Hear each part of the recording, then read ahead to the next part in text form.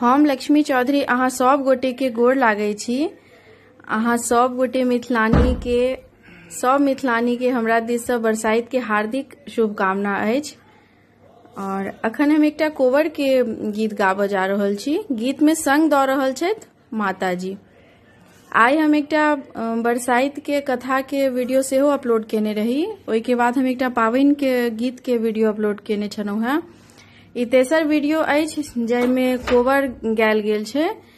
ई कोवर बहुत सरल छै। अहाँ सब गोटे यदि चाहबै तो साँझ के समय में, आइ साँझ आ कोवर सेहो हैत साँझ में, तऽ कोवर में ई गीत गाबि सकै छी। अहाँ सब गीत गायब और कमेंट करब जे गीत केहन लागल। धन्यवाद। रघुनंदन यो कोवर घर में सिया सुकुमारी। रघुनंदन यो कोवर घर में सिया सुकुमार। सोने कोठरिया रघुवर, सोने कोठरिया रघुवर, सोने कोठरिया खिड़की रूपे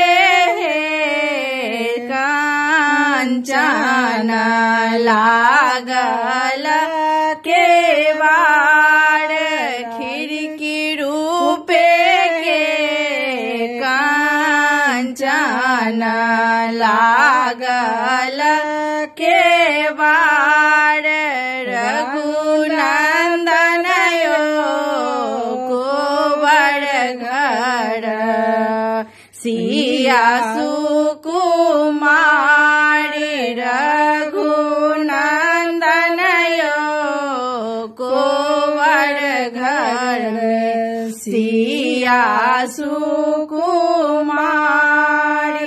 चानना पलंगिया रघुवर, चानना पलंगिया रघुवर, चानना पलंगिया रेशम चादर से जगुलाबक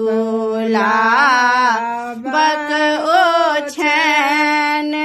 रेशम चादर से जगुलाबक ओछैन।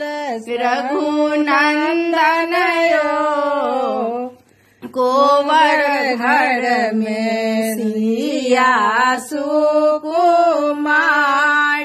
रघुनंदन यो कोवर घर में सिया सुकुमारी।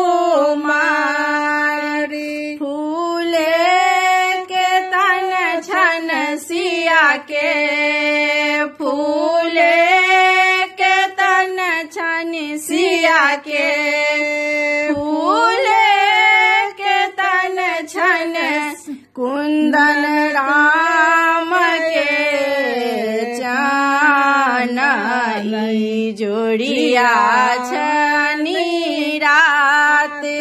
राम कुंदन है चानई जोड़िया सरिसार। रघुनंदन यो कोवर घर में सिया सुकुमारी। रघुनंदन यो कोवर घर में सिया सु